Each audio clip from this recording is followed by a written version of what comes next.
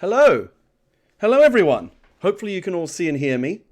Let me know if you cannot see or hear me, but we're going live. You should be able to see and hear me. We've been doing this long enough by now that all of the technical kinks should have been ironed out. But we're going to try something new today. We're going to have a guest on the show for the first time. And I'm very excited about that. It's required a little bit of technical magic to kind of add a guest to the stream for the first time. But I think it's working. I don't want to jinx anything. So hello, everybody. Thanks for joining. As I've been promoting on Twitter and Twitch for about the last week, we have a special guest on the show for the first time, which I'm very excited about. And I'm going to press a button now, and we're going to see if something magical happens. Screenwriter John August is standing by, and when I press this button, you should be able to see and hear him. Let's see what happens.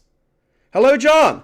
Hello. Let's see if this works. Well, let's see. Chat, please sound off. If you can see and hear John, let us know. If you cannot see and hear John, also let us know. But right now, you should be able to see him. Oh my God, it's working. People can see and hear you. The miracle, the magic of technology. Oh my God, it's what an age we live in. So thank you all for joining us, people in chat, and especially thank you to John for joining us. He's our first guest ever on this stream's only been around for a couple of weeks, and the reason why I started it, as you know, is on Tuesday we're going to do a special Book of Eli live commentary and Q&A with me, which is the first time that's ever been done on Twitch. I'm quite excited about it. Cool. But in the meantime, we're kind of testing new things. We're stretching the boundaries of what's possible with this technology. We've added a special guest. John is here with us. John's a good friend of mine. He's been a professional screenwriter for more than 20 years. He's written a bunch of movies that you've seen and I'm sure loved, like Go, like Big Fish, like Charlie and the Chocolate Factory, like Corpse Bride, and most recently he co-wrote Disney's live-action remake of Aladdin, starring Will Smith, which obviously is out there doing bananas at the box office. A small independent film. Yeah, a little small independent film. It's doing okay considering. John is also the co-host of the Script Notes podcast with Craig Mazin, which is a very entertaining and tremendous resource for screenwriters of every level, and I highly recommend you check out the Script Notes podcast. He's been doing that for quite a few years now, and it really has turned into quite an invaluable resource for writers. Speaking of resources, John is also an app developer. I don't know how he finds the hours in the day to do all of this, but he's an app developer who makes software people on the creative side of the film industry. So there's no one more qualified to talk about today's topic, which is screenwriting software. John has also very graciously agreed to stick around and answer your general screenwriting questions, but I'm going to ask you to please hold your questions until the end. I'll let you know when you can go nuts with questions, and I'll pass those on to John as they come into the chat. Plus, you're going to want to stick around because we have a really, really cool giveaway. We have $250 worth of professional screenwriting software that I'm going to give away to 5 lucky winners in the chat that John has very generously donated to us. So thanks for that. So stick around till the end. There's going to be some freebies, some prizes going out. You do need to be a follower to qualify for the giveaway. So if you haven't already followed, please do that. But that's all the housekeeping out of the way. John, thank you so much for joining us.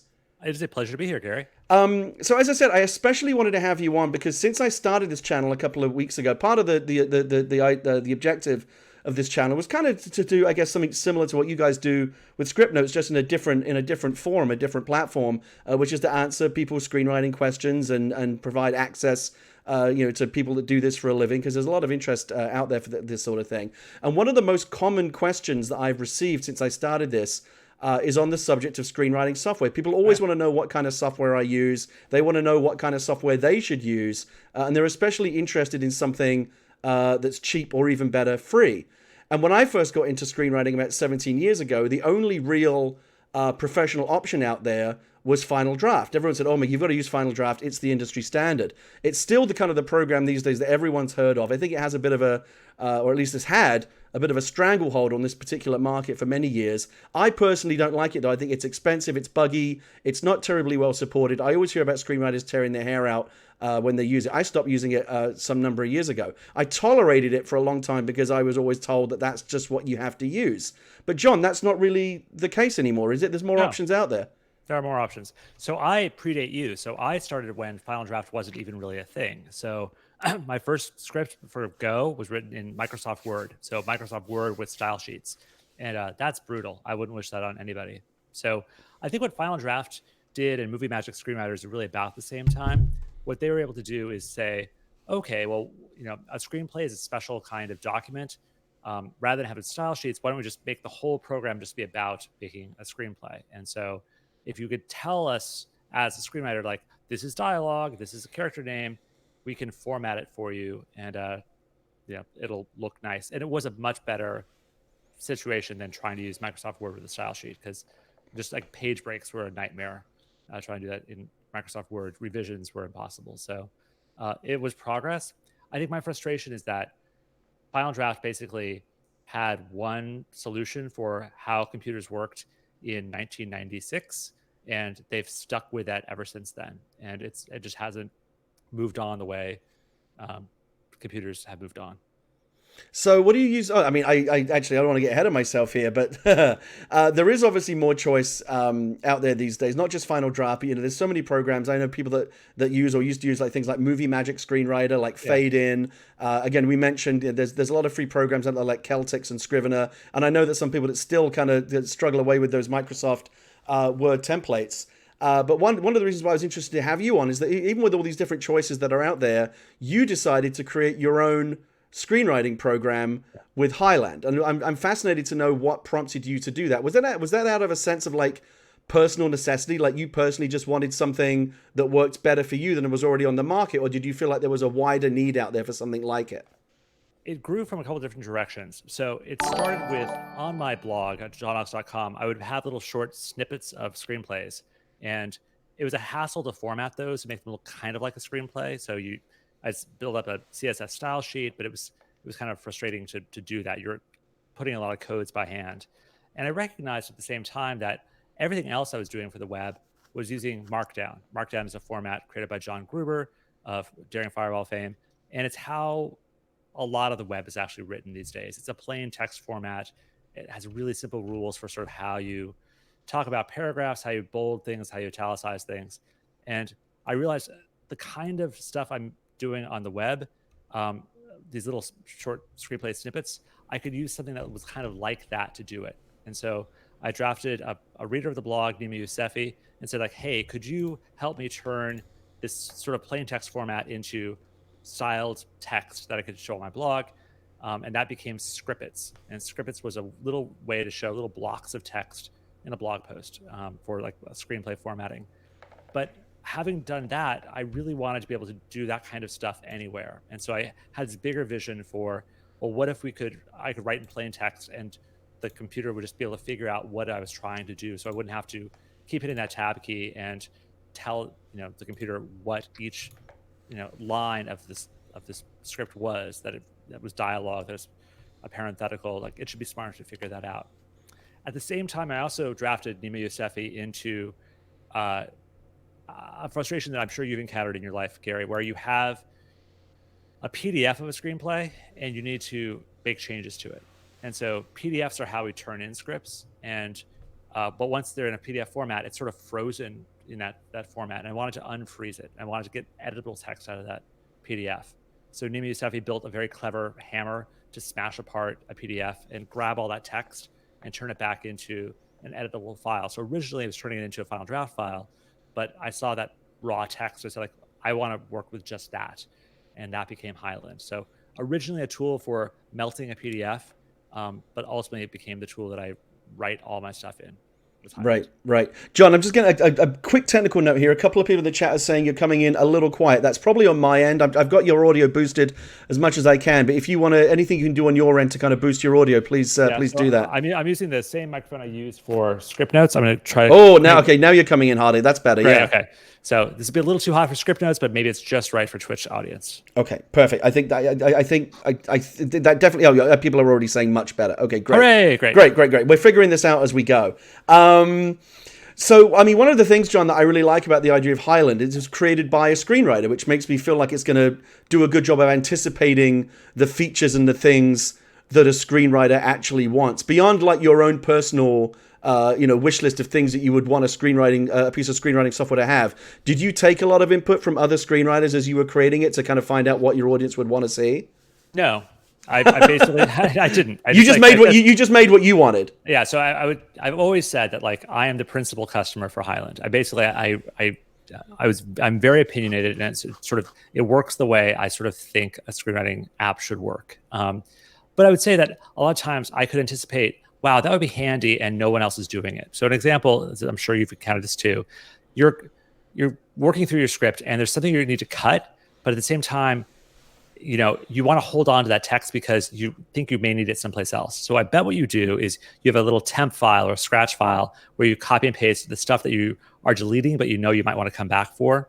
I would always do that. And so I said, I kind of need what if in a nonlinear editor would be called a bin, where you just you put all the little snippets of things so you can pull them back out to reassemble. And so we made this thing called a bin where you just drag over text that you want to hold on to, but it's not in your main document. And so it travels with the file, but it's not part of the main flow of the document. Right. So that's the kind of thing which I knew I needed as a screenwriter, but Final Draft and other folks weren't giving me.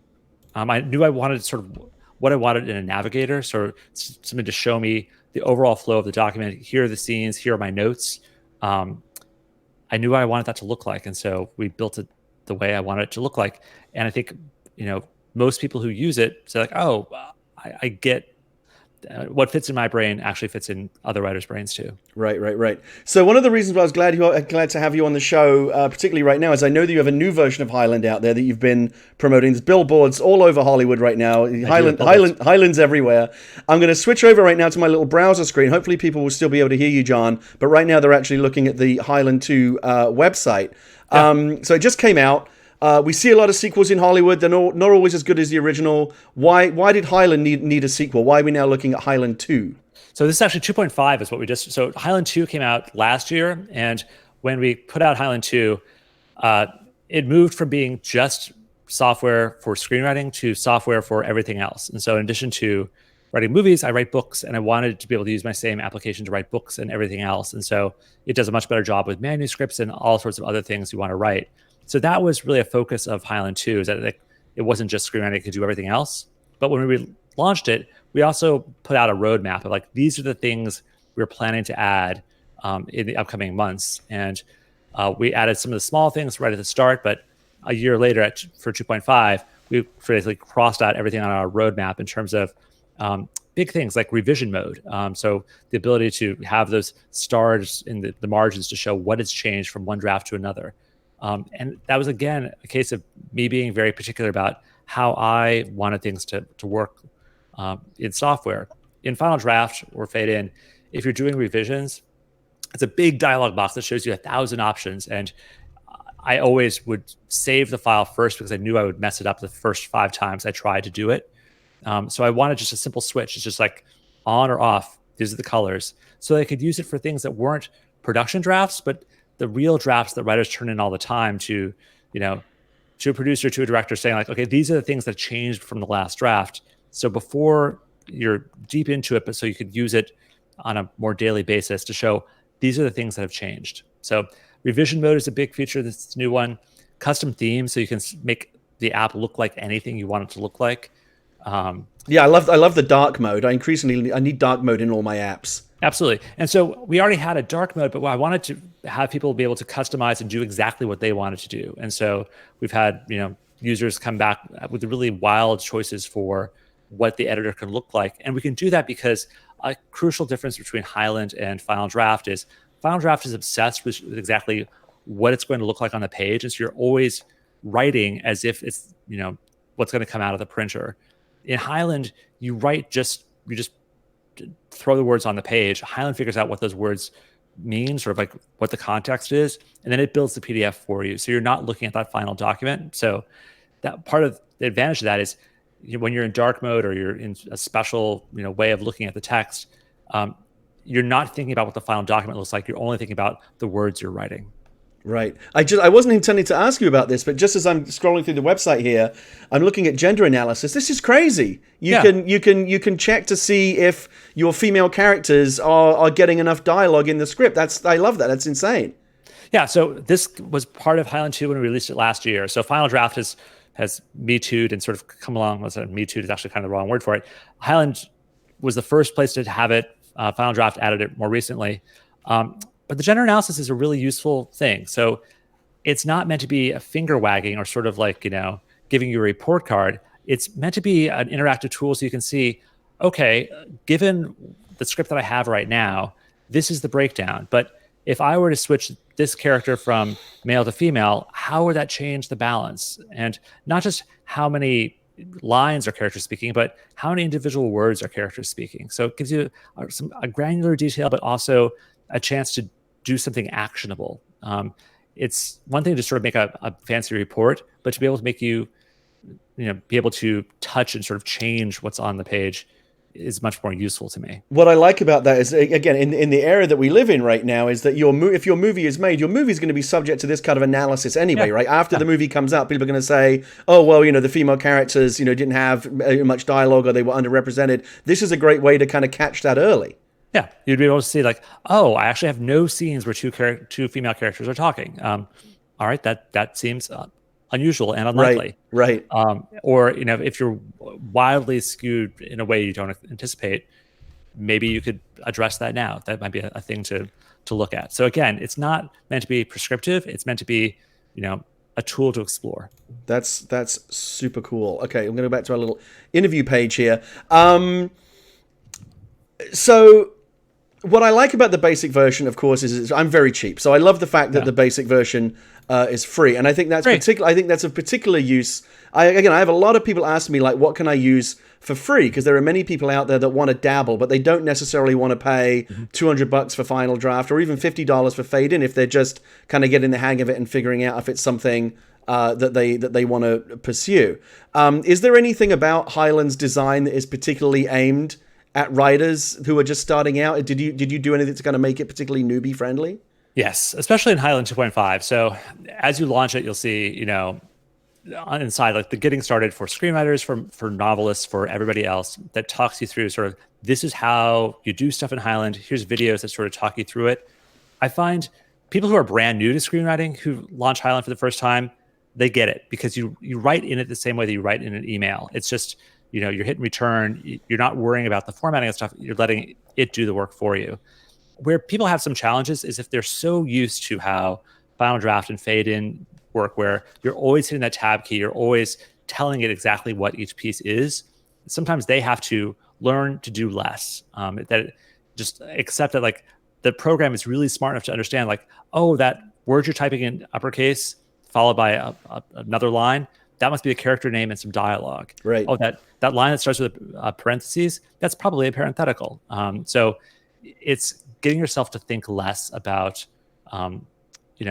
the formatting and only think about the words. And that is something that I think newbie writers often get hung up on. They're so concerned with getting the formatting right that as much as you can take that out of their hands and automate it, the more they can worry about the actually important stuff, which is writing good material. Yeah. So often beginning screenwriters they're struggling with the form, which is it's an unusual, syntax of writing. It is a thing that takes really getting used to.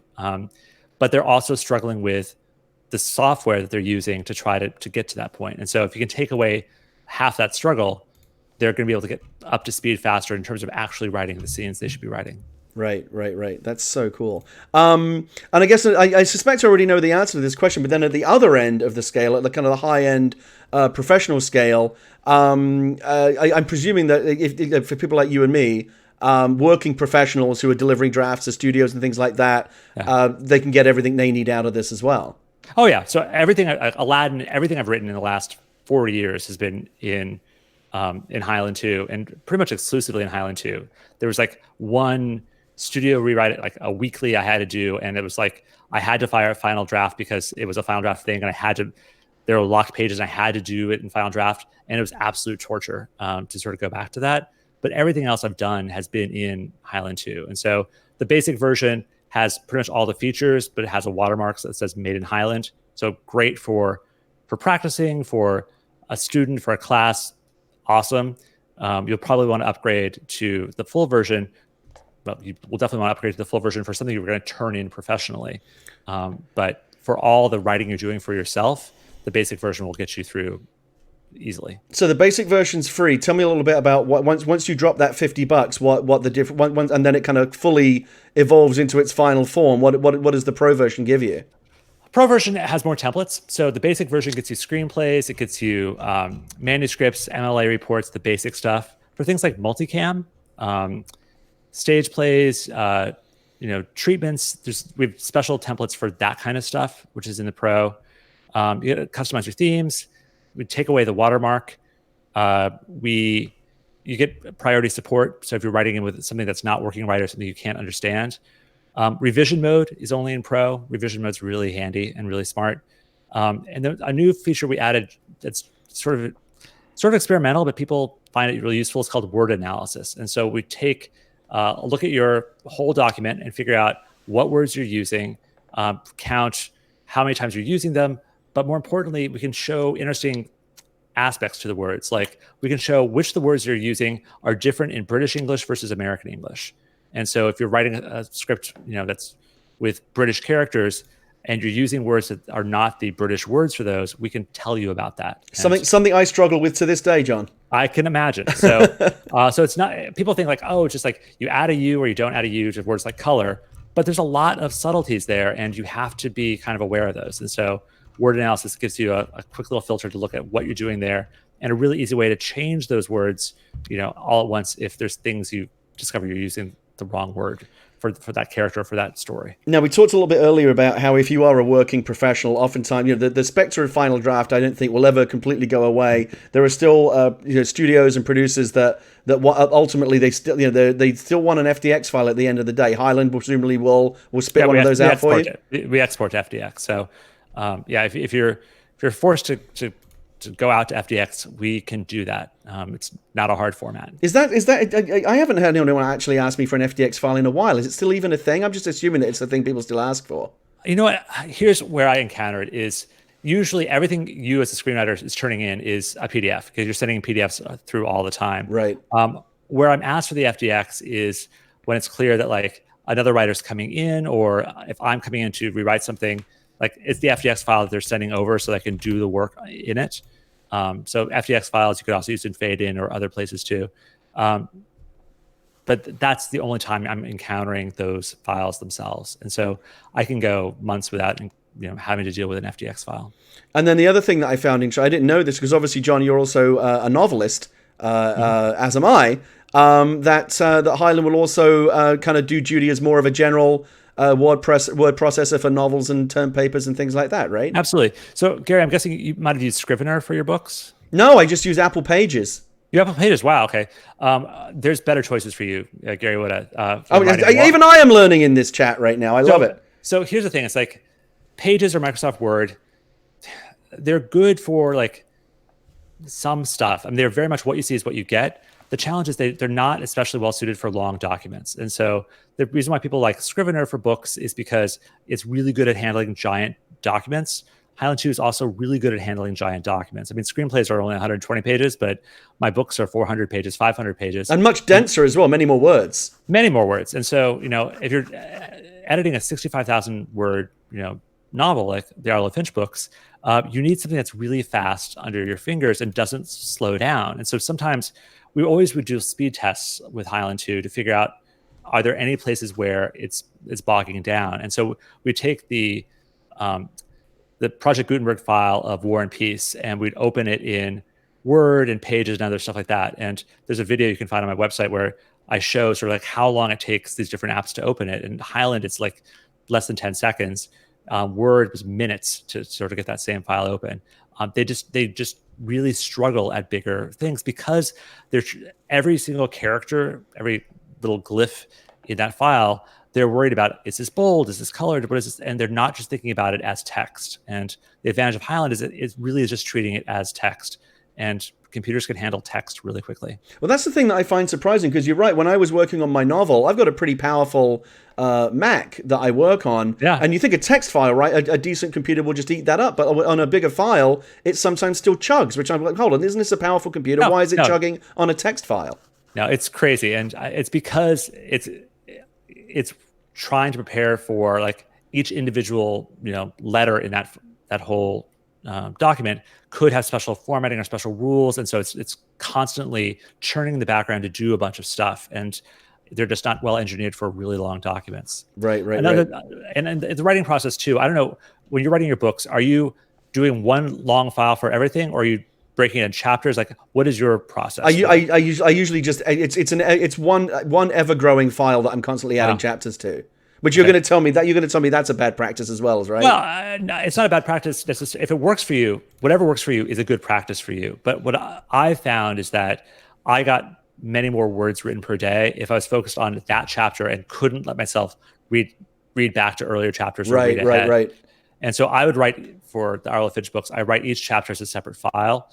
And then in Highland 2, we have a function called include and assemble. And so you just drag all these individual files into one master file and hit assemble, and it pulls everything together as one document there at the end. So they're all separate chapters until I assemble them as one. Oh, so wait, because that was why I wouldn't do it, because I wouldn't want to have to manually collate everything, but it'll do that for manually you. collating, it's half a day to do that. Right. So again, we automated that. So you're just dragging the files in and saying assemble, and it puts them all together. Oh my God, I love it. Chapters assemble. I love it.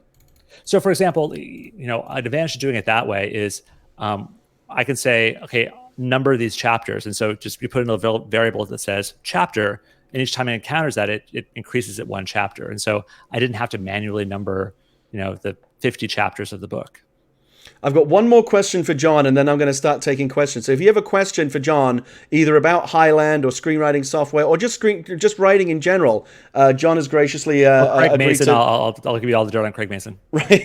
Yeah, if you want any dirt on Craig, there's plenty of it. So John will be happy to dish that up. But start thinking about your questions. Start putting them into the chat so I can ask John. John, I am seeing a couple of people in chat a little disappointed there isn't a PC version, but we talked about this, and you said it's not as easy as it looks. Yeah, so the challenge of doing a PC version is almost nothing that we've actually done or engineered or built can convert directly to the PC version. And so our shop is, 4 people, and we're all Mac users, and that's sort of what we can do. And so to build the PC version, we'd have to learn how PCs work and have to learn how to use them. And I don't think we could make a very good PC version of the app. So we're focusing on making a really good Mac version. And again, the market is screenwriters, and screenwriters are on Macs. That's just the truth of it, right? Yeah, I think more than PC users, we get a lot of requests for doing an iPad version, and that's a more possible thing to do because the shared code base between the Mac and iOS is huge, and especially with new changes coming through. So that's a thing you're more likely to see than a PC version. So if you have any questions for John, like I said, we're going to do if you have any questions for John, put them into the chat now. Anything to do with screenwriting or Craig Mason dirt, John is open for business. And again, at the end of this, after we let John go, he has very, very kindly given us 5 codes for the professional version of Highland. So if you have a Mac, if you're interested in Mac. If you need a Mac, Macintosh owners only. We're in a very special club over here. If you have a Mac, or if you know someone who has a Mac that would love Highland Pro, stick around for the giveaway. But for right now, John is more than happy to take your questions for as long as his patience lasts. So please do flood the chat with your questions, and he'll be happy to ask us. ATOS TV, John, asks, can John pitch us Fountain as well? Tell us about Fountain. So Fountain is that underlying technology behind Highland and other, like Slugline, which we haven't mentioned, which is another app that uses Fountain as its basis. So what I described with Scrippets, where it's just plain text that ultimately becomes a screenplay. I was calling that Scrippets. Another guy named Stu Maskowitz was developing his own thing called Screenplay Markdown. We got together and sort of worked out the differences between them and called it Fountain. And so Fountain is the shortest way across Hollywood. Fountain Boulevard is the Fountain Avenue. Fountain basically is east-west shortcut across Hollywood. And so it's like a secret route that everyone knows to take Fountain. Right. So Fountain was the name we picked for that. And Fountain also intersects with Highland, so it just felt like a good thing. Most of our software is named after streets in Hollywood. That's cool. I will say that there are some PC screenplay editors that are Fountain-based. They're not big names, but if you're on a PC and want to write in plain text, go to fountain.io and you will see some resources for writing a PC. John, the Mighty Mike asks, "Hi, John. Can you make suggestions for new writers out of college looking to get writers' assistants jobs and the like entering the industry?" So being a writer's assistant is an ideal way to sort of learn how the business of writing works, because you're there, you get to see all that stuff. It's also one of the hardest jobs to find because a lot of people want to do that job. So this is a case where, you know, knowing somebody is helpful, and how you get to know somebody is to be in the town, be working, be helping out, and someone at some point says, "Oh, I'm looking for somebody," and you are the smart person who happens to be there when they're looking for somebody.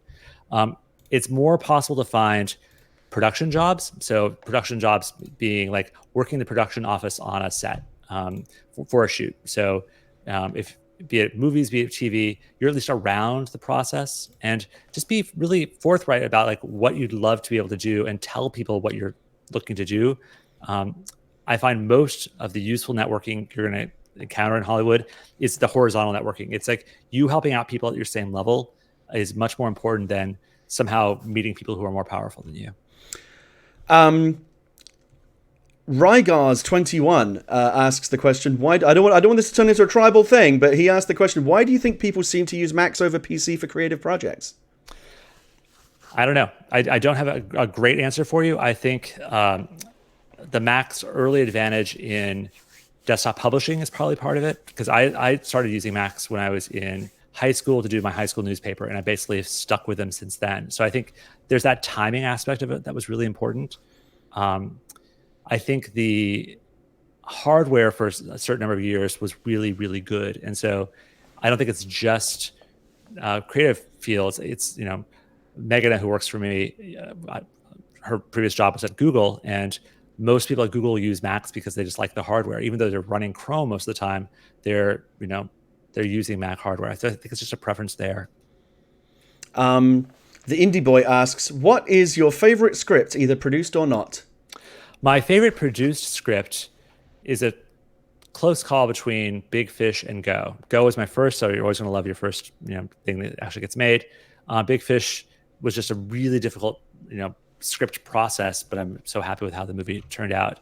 My favorite unproduced script, an argument. So sort of a half answer. Dark Shadows. The Dark Shadows script I wrote was vastly different than the movie that actually got made, and I really wish I could have gotten the original Dark Shadows script made the way I wanted to make it. It wasn't very much like the movie that came out. I was also really happy with my Preacher script, which never shot. That was for a feature film version, right? Yeah, a feature film version of Preacher. So those are probably my two favorites that didn't get produced. But I got a lot. I'm lucky to have 12 produced credits, I guess, but I have 30 other things that are full scripts that could shoot that just have not shot. I always describe a screenwriter's career as like an iceberg. You only see the tiny little bit of top. Yeah. The tiny bit that breaks the surface of the water is what you've had made, but the vast majority of the iceberg is the unmade stuff that you never see. Yeah, absolutely. We Must Burn Carthage asks, hey, John, how does Highland deal with the challenge of importing PDFs into regular script format? Masterfully is the answer. So that's honestly what Highland was originally designed to do, was just to take a PDF and bring it back into a screenplay. And so almost any PDF that you're going to throw at it will do a pretty darn good job of opening it. I think we've learned after processing, thousands of scripts, is that it really depends which app made the PDF sometimes. And so we're really good with PDFs that were made by Final Draft because we can anticipate sort of how they did some of their stuff. When we get PDFs that were made off of like someone used Pages to make a screenplay kind of thing, that can be tougher because what you don't see is actually the format that's sort of underneath that on the surface. That's important to us as well, and sometimes that can be confusing. But I would say 90% of screenplays we're going to see are going to work really well. The other app we make, which is related to this, is Weekend Read. So Weekend Read on the iPhone or on the iPad uses that same technology to take a screenplay PDF and melt it down so it reads really well on a small screen. And that's honestly how we've gotten to be so good at melting down PDFs, is because we've had to do that so many times for Weekend Read, and we can see what are the common issues that come up. I'm actually really glad you brought up weekend read, because another really common question I get is just like, what do you just give me some general advice for a starting screenwriter? I always say read lots of scripts, and there are many ways to get scripts these days. But you have an iOS app called Weekend Read, which is actually a really great way to just read screenplays. Yeah, Gary, when you and I were starting, just getting your hands on a screenplay was tough. I mean, they were. Oh my god! It was like gold dust to get a physical script in your hands around. And now, 90% of the scripts you're going to want to read are PDFs that you can just download for free off the internet, and that's good. So I was, read as many screenplays as you can. If you want to read them on your phone, Weekend Read is a really good way to read them on your phone. Hoodie KT asks the question: are there any on-set changes made to scripts you wrote that you thought drastically improved the story, or maybe the opposite? I don't know that there are any that massively improved it. There definitely were some moments where things that happened on set that seemed like a good idea at the time were not good ideas. A thing that will often happen during production is you have to remember that production is generally, you're shooting things out of order and out of sequence. And so the actors and the director are focused on what's happening in that scene, but sometimes they don't have a great sense of like what happened just before this or what happened after, or the overall shape of things. And so there'll be times where like, oh, it says that it's nighttime here, but it would be better if it were sunset. And it's like, it would look better if it were sunset. And so they're deciding that in the moment, not being aware that that actually becomes a plot problem for another thing which is supposed to be happening at the same time. So those kind of things are reasons why it's a great idea to have a writer around while you're shooting, because that writer has the whole movie in his or her head in ways that a director or an actor might not necessarily have while they're really focused on getting that day's work done. Taz8 has a crafty question for you. He says, I've been trying to write a novel, but find I have a nasty habit of over-editing and revising and tend to get heavily slowed as a result. Do you have any advice for getting around this habit, or is it just part of the process? So my friend John Gatins, who's a terrific screenwriter, I don't know if this is his original anecdote, but it's a thing he says, and I always remember it when these kind of questions come up, is that he tells a story of a guy who was hired to paint the yellow line down the middle of a highway. And the first day he paints a mile, and the second day he paints a half a mile, and the third day he only paints like a quarter mile. And so his supervisor says like, man, you started off so strong. Like, why is your product, why do you paint less and less every time? It's like, well, I have to keep coming back to the bucket. And so it's that sense of like, he just left his bucket at one side and just like has to keep going back to the very start. And I find so often writers will do that, where they feel like, oh, I'm just going to keep going back to the start and then eventually move forward. And it gets to a point, especially in novels, where you cannot do that. I mean, if I went back to the start of an Arlo Finch book every day, I would spend 6 hours reading and then 1 hour working. So you have to move on and move ahead. And so that may mean at the start of the process, really, creating a good outline and creating a good beat sheet of like, these are the things that happen, so you can write any scene along the way and not have to go back to the very beginning. I have to ask this question from Updummy, because it's my favorite movie of yours. He says, "Dear John, when are we getting a sequel to Go?" And I have to ask. I know it's very, very unlikely because it was a little indie movie. Yeah. But like, would you actually be interested in ever revisiting those characters if the opportunity arose?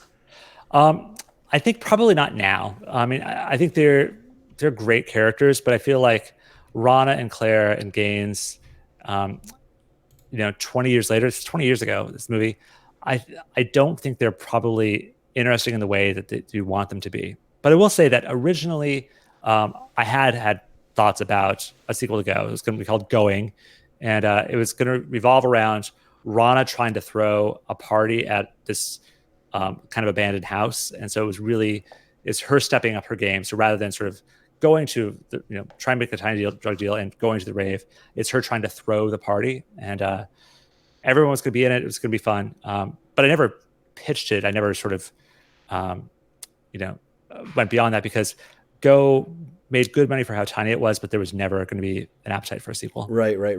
Valiant Dav has a question again that I get a lot. What's the best place to send a script once you've finished it? And so, it's one thing to write a script, but then how do you get anyone to pay attention to it? So again, there's not a perfect answer. I will say that let as many people who want to read your script read your script. I think so often new writers become afraid, like, oh, if somebody reads this, then they'll steal my idea. No one steals your idea. Just let people read it. And eventually, you want people to be so excited by the script that they're passing it around without your knowledge or consent. That's a good thing to have happen. It means that people are excited by your writing. Some ways you can get started. There are services like the Blacklist where a professional reader will read it for money and give you a report, and it'll go on the site so folks can read it who might be interested in that. I don't know of huge, great outcomes from that, but it is a place that can start. Same things with the Nichols Fellowship is a meaningful award you can win. So if your script is at all in that category, it's helpful. The Sundance Filmmakers Lab, if you're writing a project that feels like a Sundance movie, and by feels like a Sundance movie, it is showing a part of the world or part of human experience that is unlike other movies you've seen before. If you're writing that kind of movie, Sundance Features Lab is a great place to go. The other competitions, Austin and stuff like that, are of declining value. So I wouldn't spend a tremendous amount of your time doing that. Ultimately, screenwriting, especially in the early stages of it, is sort of like writing a country song. And if you want to be a country songwriter, you kind of got to move to Nashville. And I think for Americans who want to work in the film industry, that's basically Los Angeles or sometimes New York, to be started as a writer, because that's where you're going to be around other folks who are trying to do what you're trying to do. So moving out here at some point is probably a key goal. Yeah, I mean, I've managed to sustain a career from San Francisco, but it's close enough to LA that I can always get there when I need to. And honestly, I bumped into you at the airport. That's right. We bump into each other at airports occasionally. And I've asked myself sometimes how much farther I might be along in my career if I lived in LA and just there were more kind of opportunities and targets of opportunity kind of at my fingertips. The Nanobiologist asks the question, Aladdin is one of the greatest Disney animated movies ever made. Did you feel pressured while writing the new one because of the clout and the expectations that the fans had for the live action version? I was definitely mindful of people's love for the original. But when I went in for my original pitch on it, I said, so to be clear, I was pitching this right after the success of Cinderella. So it was before Beauty and the Beast. But I'd seen Cinderella, and what I liked about Cinderella was that, like, oh, it's the same story as Cinderella, just the characters are giving human motivations rather than cartoon motivations. And that was really the guiding principle. It's like, we're going to do largely the same things, but we're going to do the reasons why we're doing those things is going to change, because when you have flesh and blood people there, there's a different weight to things. And so I felt, I felt very respectful of a movie that I really dug a lot, but I also knew that there were opportunities to do new stuff, and that those were the things that excited me most. The chance to look at the relationship between Aladdin and Genie as being less sort of crazy cocaine uncle and more a buddy, a peer. You've never had a friend like me, that they really were sort of more on the same level was really important. Right. That Jasmine was not just a bride to be, but she was actually a ruler in training, was really exciting to me. So those were the things that sort of got me through any fears of just like touching, a great original movie. I'm just going to ask you a follow-up question of my own, because I'm fascinated by this. I go in and pitch on these movies all the time myself. Obviously, there's a financial imperative for Disney to make these live-action remakes. It's kind of just what they do now. But when you have to go in and pitch, you have to kind of pitch the creative imperative. Like, here's why the world needs the live-action remake of a movie they've already seen. Like, what was your kind of like headline pitch when you went in and talked to Disney? Obviously, there were cultural concerns about the original movie, and so cultural sensitivity concerns. And so we knew going into it that we'd have to be mindful of those and sort of create a world in which a cinematic universe in which this movie existed that felt like it was at the crossroads of civilization, that it felt like there was an urgency to seeing these people on screen.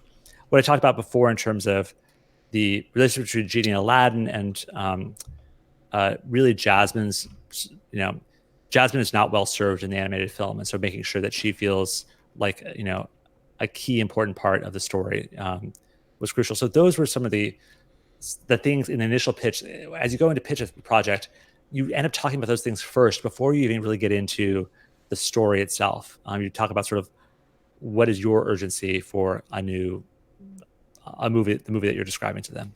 And then obviously when Guy Ritchie came on, he did a rewrite of his own. Was that in any way collaborative? Did you guys interact at all, or did he just kind of go off and do his own thing? We did interact at the very start, and then we did not. And then I was gone. Right. And so that wasn't. I've been there. I've been there. It wasn't happy. But we did interact some at the start. Okay. Chante32 says, John, I'm a huge fan. My question is, what got you into screenwriting?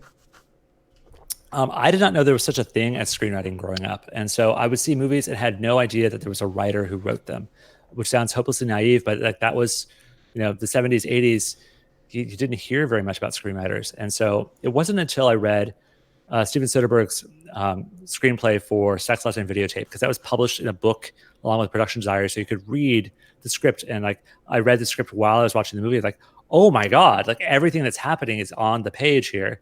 And like there's, unlike a play, it was really, a text version of the movie. And I said, like, that was junior year of college, and I was like, that's what I want to do. That's my job. So I transitioned from being a journalism major to going to film school because of reading that script and really understanding that there's a job out there for screenwriters. That actually happened to me earlier in my life, though. When I was a kid, my favorite movie was Time Bandits, and they published an illustrated kind of combination screenplay and art book. And when I got my hands on that, like I said, it's a revelation. Oh my God, like this movie existed on the page before it was on the screen. Somebody had to write that, and that was kind of the beginning of opening my eyes to kind of what screenwriting was. Yeah. Schuyler Hawkins asked the question, John, does doubt ever get the best of you while writing or working on a project? And if so, how do you get yourself through it? There's definitely doubts. I mean, I think even at this level of your career, there's a bit of imposter syndrome sometimes. Like, they're going to find out that I'm not actually good at this thing. But I don't get a lot of crippling doubt anymore. I think I will question whether a scene is working, and sometimes I can't really know if a scene is working until I've been able to step back and come to it again, or even sometimes just hearing it aloud. So there've been times where in a table reading, you'll hear something that's like, "Oh man, that just doesn't work," and you see that doesn't work, and you have to reassess. I think if you have no doubts, then you're probably foolhardy. Yeah, it's I talk to newbie writers a lot about imposter syndrome and about how it doesn't matter how many movies you've made or how accomplished you might be, it never really goes away. Yeah. And I never know if I feel like I'm telling new writers, like, if that's good news or bad news. Like, in a way, it's comforting to know that top professionals suffer from it as well, but it's also kind of a bummer to know that no matter how accomplished you become, it'll always dog you a little bit, right? It never completely goes away. And I will say that the counterpart to imposter syndrome is that how exciting it is to be new at something. I love being a beginner at things. And so part of the reason why I started making software and I do other things, or I did my first Broadway musical, is because it's really fun to be a beginner at things as well. And so I try to always remember what it feels like to be a beginner, and I pick things where it's the first time I've ever done something. That happened to me when I wrote my novel. I felt like I was learning a new language all over again. Was it the same for you? Absolutely. I mean, you and I both read thousands of books, but you start writing, you're like, man, that's a lot of words. And the things that are so easy to do in a screenplay are so hard to do in books, and vice versa. So, I loved being a beginner in writing my books. Hoodie KT asks, do you ever have difficulty reflecting on harsh criticism for some of these huge studio movies? How do you pass what you should be responsible for versus what errors were kind of out of your hands? Yeah, that's frustrating and tough. Listen, you know what you wrote, and you know what the plan was going in, and you also know sort of where things didn't work out how you planned. I guess here's where I get frustrated by reviews that aren't actually talking about the film that's on the screen, but they're talking about, society or culture or their expectation of sort of this kind of film rather than the actual thing that they're seeing. And I didn't get very wrapped up in sort of the Aladdin criticism. But the reviews I read that were negative, a lot of times were not about the actual movie that was on screen, but were about sort of like Disney remakes. It's like, okay, but that was a given. Going into this, you knew it was a Disney remake. So I think you probably need to talk about more than just that. But no, I don't really worry about it so much. Writer Ad asks the questions, aside from just walk away for a bit, what do you advise for hitting a brick wall type moments? I think you need to find either you're going to climb over the wall or go under the wall or take a detour that gets you around the wall. I always ask myself, does this moment even need to happen? Does this scene need to happen? Is it like maybe I'm trying to write something that just does not want to be in my movie? What I think the reason why I may encounter this less than some other writers is I tend to write out of sequence. So I'll just write whatever scene I feel like writing that day. And so I won't be slamming my head against the keyboard trying to write this action sequence when my head is just not in that space at all. Instead, I'll write that funny dialogue sequence. So eventually all the scenes get written, but I'm focusing on my day's work being what is actually interesting for me to write that day. So do you bounce around and write out of order? Because I've never really broken out of the habit of writing linearly. I write all the time out of order, and I love it. Especially, I try to write the last 10 pages, last 30 pages pretty early in the process, just so I actually have the excitement and enthusiasm for the project. Because sometimes you'll read those last acts, and you can tell that the person just wanted to be done, and it comes through in the words. Do you still write your first draft longhand? Screenplays, sometimes yes, but doing the Arlo Finch books, I quickly discovered it was impossible to write that long. It's a lot of words. It's like you said, it's a lot of words. Too many words. But for screenplays, I will try to do that. And I'll do that sometimes so that I can't. So going back to the question about editing too early, if I write longhand, then I can't edit it. So that's a helpful thing for me. Alan Hinchcliffe asks the question, how much does a screenplay, quote unquote, tell you what it needs? How much do character motivations and desires drive the story? That's going to be different for every script and every screenwriter. I will say that to me, it's important to make sure that you're balancing three key important voices. One is what your intention is as the author. Second, what the hero wants to do, and that you're really letting the hero seem like he's driving the story, he or she's driving the story. And third is to really be mindful of where the audience is at every moment, where the audience or the reader is, so that the three of you are headed the same direction. Because when stories aren't working, it's generally because one of those three has a very different idea about sort of what movie they're in. Joshua Shenevis, I'm having trouble pronouncing his handle here, asks, with the recent upswing of music biopics, is there any artist you'd love to give the silver screen treatment? That is a fantastic question. I got approached. God, which one did I get approached by? It was like an artist like, oh, I'm sure that's a great movie, but I'm not the super fan. I don't have a person right now, but I'm going to probably spend the rest of the night thinking about who that person would be. Hoodie KT asks, is there any process you have when deciding what ideas are actually worth pursuing, or is it mostly just a gut feeling? It's a gut feeling, but I will say that this is advice I gave on episode 100 of Script Notes, and I just thought of it in the moment, but I think it holds really true, is that as you're deciding between ideas, like picking which one to write, pick the one with the best ending, because that's the one you'll actually probably stick with and finish. It's really easy to think of great beginnings. It's hard to think of great endings, really satisfying endings. And the ones that have great endings, they're the winners. They should be the winners. We Must Burn Carthage is back with the question, if you could make Mazin listen to one podcast, which one would you choose? Oh, a podcast that's not of Script Notes. Let's see. I would have him listen to Science Versus, which is a Gimlet show. It's an Australian woman who does a great job sort of like talking through a topic. And I think Craig would actually love it because Craig is fundamentally a scientific person, and he would really dig Science Versus.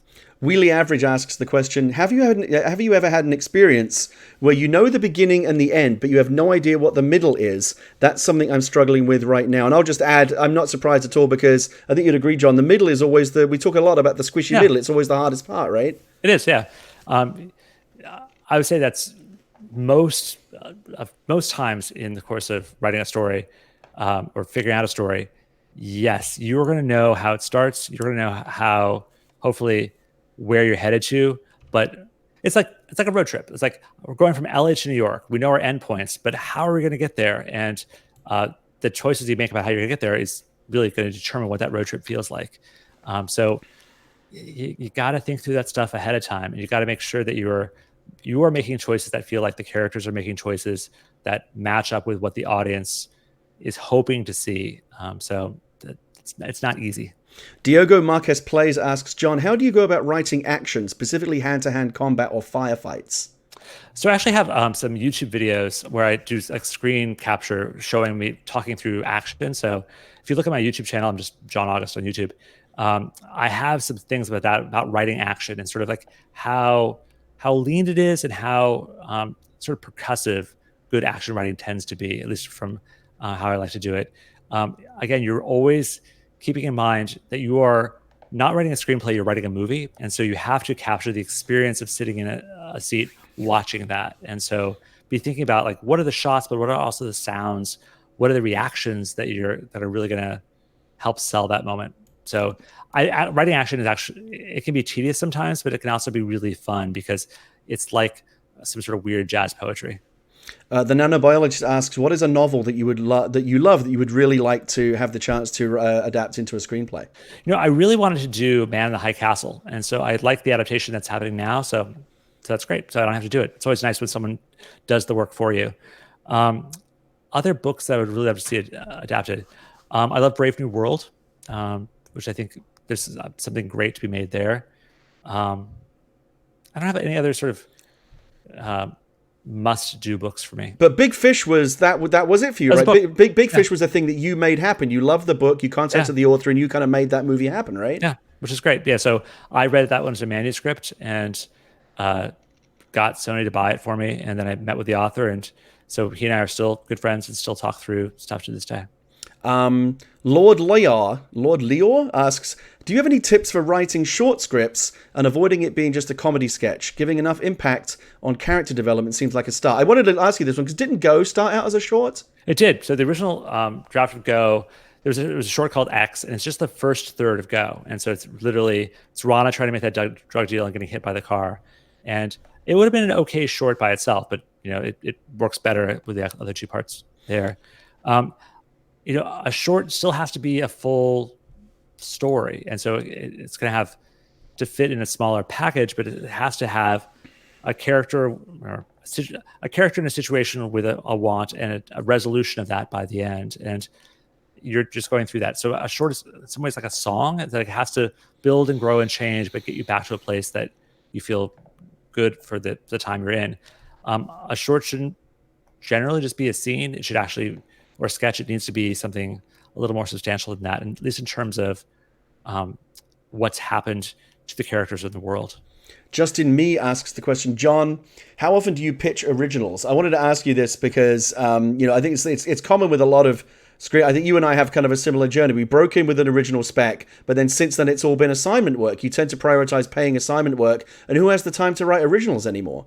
So I've written some originals, and there's a movie that I'm going to hopefully go off and direct this next year, which is an original. So it does happen some. I don't tend to pitch originals all that often. If I'm pitching on something, it's somebody owns something usually, because otherwise I'll just write it myself and find a way to do it. So the movie I directed, The Nines, like this is a movie I couldn't possibly pitch to somebody, so I just wrote it and found the money and made the movie. I love pitching originals. I love pitching overall. It's a thing that I dreaded at the start of my career, and now I really like it a lot. Oreo Tekken asks, "Do you think?" Go ahead. Go ahead. I need to leave very shortly because we're going to see Midsummer. Oh, cool! I've heard good things. Yeah. I'm going to ask you one last question, then I'm going to let you go, and we'll do the giveaway after you're gone. Oreo Tekken says, "Do you think that automation software will replace writers in the near future? Will in the future all movies be written by AI, and we'll all be out of a job?" Not in the near future. In the long future, yes. So that's a thing I've thought about a fair amount because it's so easy to say like, oh, computers can't do creative work. They can't do that kind of stuff. Like, our jobs will be safe. And I think that's a little bit naive. I think there's probably ways that you're going to see at the edges some automated writing coming through and assembling stuff that sort of feels, it won't be a movie at the start, but it'll be little bits of programmatic entertainment that are funny or moving or something. It'll be like the little, the short videos you see on Twitter. It'll automatically make those kind of things, and eventually it'll grow. So I've learned not to expect too much out of computers, but also not to discount them too much. And I think that kind of stuff will ultimately happen. There's not simple Markov chains of sort of, putting together those words to form things. It's more complicated than that, but I think eventually in the longer term, yeah. John, thank you so much for joining us. You've been on with us for more pleasure. than an hour. Can't thank you enough. Thank you again for the codes for Highland Pro. We're going to give those away after you leave us. But chat, please flood the channel with emotes and applause and whatever you have to say thanks to John for joining us. I really, really appreciate you taking the time. John August, everybody.